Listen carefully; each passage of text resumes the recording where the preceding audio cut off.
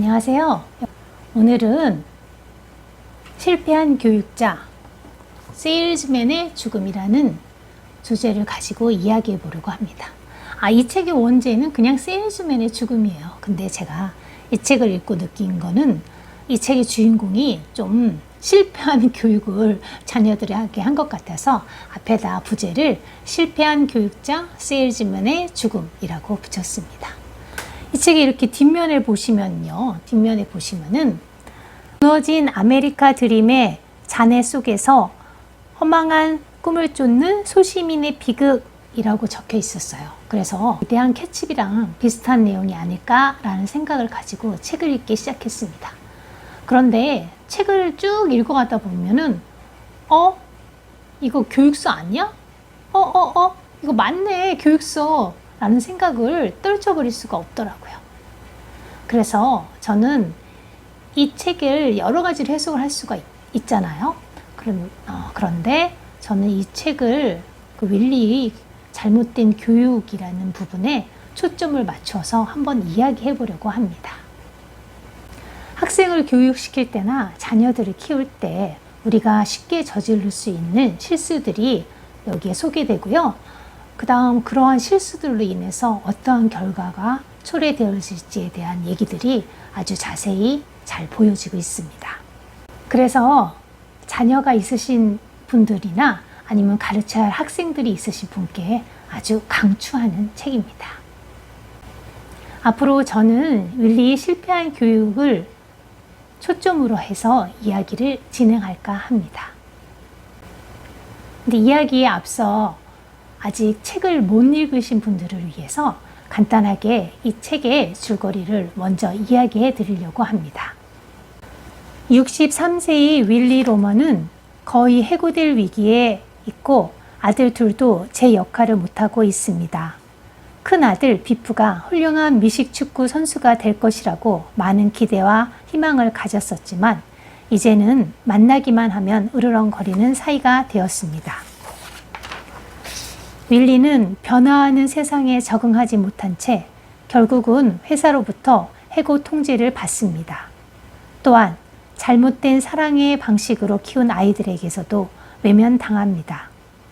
경제적인 어려움, 현실과의 괴리감 등으로 인한 절망, 무기력, 그리고 아들과의 트러블로 고통의 시간을 보내고 있었습니다. 그러던 중 그는 자신의 보험금으로 아들이 성공하기를 바라면서 극단적인 선택을 합니다. 여기까지가 이 책의 줄거리입니다. 좀 슬프죠? 그럼 지금부터는 윌리의 잘못된 교육 방법에 대해서 이야기해 보도록 하겠습니다. 첫 번째는 칭찬의 윌리입니다. 칭찬? 칭찬 그거 좋은 거 아니야? 칭찬 좋잖아 라고 생각들 하시죠? 네, 칭찬 이거 무지무지 긍정적이고 좋은 겁니다. 그 유명한 책도 있잖아요. 칭찬은 고래도 춤추게 만든다. 칭찬에 대한 긍정적인 영향을 많이 적어놓은 책이죠. 얼마 전 EBS에서 칭찬 스티커의 영향이라는 다큐를 제작했었습니다. 아이들을 A, B 두 그룹으로 나눠서 A그룹은 책을 읽으면 칭찬 스티커를 주고 B그룹은 칭찬 스티커를 주지 않는 그런 실험을 했습니다. A그룹의 친구들은 시간이 점점 흐르면서 책 읽기보다는 칭찬 스티커에 더 집중을 하기 시작했습니다. 책을 한 권 읽고 칭찬 스티커를 하나 받고 이러다 보니까 책을 많이 읽어야지 칭찬 스티커를 많이 받잖아요. 그래서 자기의 수준보다 좀 낮은 유치원 수준의 그림책 같은 것을 읽기 시작했습니다. 그래야 스티커를 많이 모으니까요. 책을 읽기 때문에 칭찬 스티커를 주었는데 책을 읽는 그 원래의 의미는 퇴색돼 버리고 칭찬 스티커를 주는 그 행위만 남게 된 것입니다. 반면 B그룹은 자신에게 흥미있는 책을 찾아 그냥 쭉 읽을 뿐이었습니다. 이렇듯 칭찬은 우리에게 칭찬받는 그 내용을 떠나 칭찬이라는 그 행위에 집중하게 만듭니다. 물론 칭찬이 잘못이란 얘기는 아닙니다. 너는 참 똑똑해 라는 말 대신에 너는 참 똑똑한데 거기다가 성실하기까지 하네. 야, 똑똑한 애가 성실하기는 정말 힘든데 너 정말 대단해. 엄지척이야.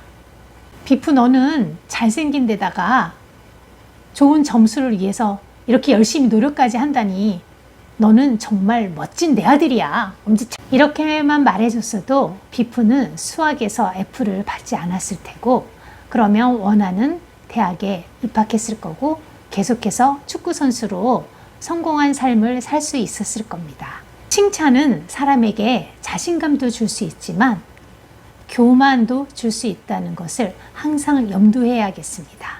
두 번째는 현실을 직시하지 않는 윌리입니다. 현재 윌리 자신은 늙고 능력이 없어서 해고될 위기에 처해 있고, 아들 비프는 주당 35달러짜리 노동자라는 것을 인정하지 않고 있습니다. 심지어 아들 비프가 자신의 처지를 깨닫고 다시 새롭게 시작하려고 하는데도 아들 비프의 말은 듣지 않고 회피하려고만 합니다. 자신의 위치를 아는 게 모든 일의 시발점이라고 저는 생각합니다. 제가 지금 100명 중 10등이에요. 그런데 제가 10등인데도 불구하고 제가 100등인 줄 아는 거예요. 그래서 100등인 줄 알고 기초문제만 열라 열심히 풀면은 과연 제가 성적이 오를 수 있을까요? 제 생각에는 점점 더 떨어지지 않을까 생각됩니다. 안타깝게도 윌리는 자신의 상황을 똑바로 쳐다보지 않았습니다. 사장인 허워드한테 가서 얘기하면 언제든지 내근직을 할 수 있을 거라고 생각했고, 아들 비프는 금방이라도 돈을 빌려서 사업을 시작해서 멋진 성공을 거둘 수 있으리라고 생각했습니다. 그런데 돈을 빌릴 수 없게 되자 윌리는 자신의 보험금을 가지고 아들이 성공하기를 바라면서 극단적인 선택을 하게 됩니다. 세 번째는 도덕성의 부재입니다. 윌리는 도둑질이나 거짓말을 능력이라는 말로 포장했습니다. 그래서 비프는 습관적으로 도둑질을 하게 되었고, 그로 인해 다니는 직장마다 쫓겨나게 되었습니다. 잠깐 책에 적힌 내용을 살펴보면 윌리가 이렇게 말하죠. 닥쳐! 아무것도 안 훔쳤어! 뭐가 잘못되었다고 그래? 뭐가 문제야? 라고 얘기하죠. 윌리는 아들에게 이렇게 얘기합니다. 얘들아, 저기 아파트 공사장에 가서 모래 좀 가져와라. 아이들이 가져온 목재를 보셨어야 했는데 돈으로 치면 상당하죠? 하면서 심지어 도둑질을 시키기까지 합니다. 경비가 쫓아온다고 버나드가 얘기하자 윌리는 닥쳐! 아무것도 안 훔쳤어! 뭐가 잘못되었다고 그래? 뭐가 문제야? 라고 얘기하죠. 또한 형 벤에게는 강철 같은 담력을 지녔어요. 내 아들 비프는 하면서 도둑질한 비프를 자랑스러워하기까지 합니다. 결국 비프는 도둑질로 감옥에까지 가게 됩니다. 이런 아버지 밑에서 성장하면서 도둑질을 안 하기가 더 힘들 것 같습니다. 수학에서 F를 받은 아들 비프에게 자신이 선생님과 만나서 이야기를 잘하면 해결될 수 있다고 큰 소리를 뻥뻥 치지요. 비프가 현실을 깨닫고 자신은 세일즈맨이 아니라 물품 배송부 직원이었다고 사실을 환기시키는데도 너는 세일즈맨이었다고 우기고 비프의 얘기는 들으려고 하지도 않습니다. 여기서 세일즈맨은 커미션만 주당 170달러를 받는 사람이고요.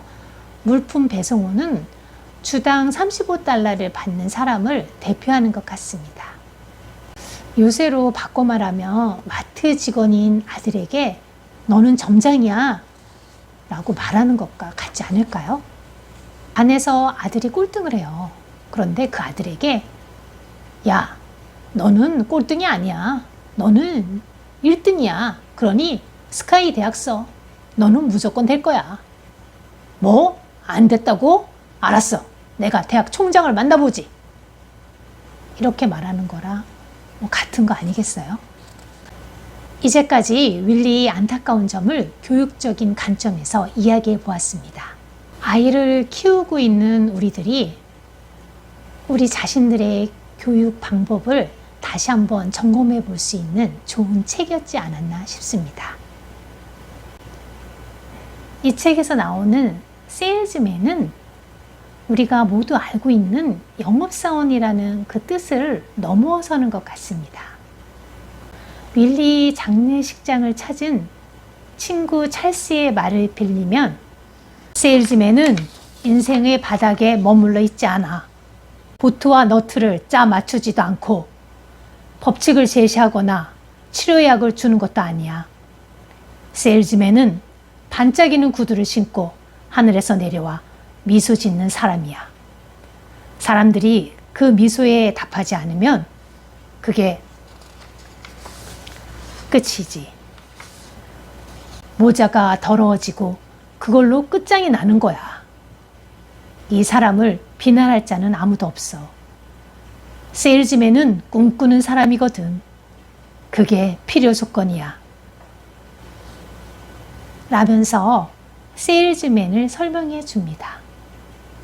자신의 꿈과 이상이 이루어지지 않는 현실에서 원래의 꿈이 왜곡되는 허상에 집착하고 매달리는 현대인을 다 세일즈맨이라고 부르고 있는 것 같습니다.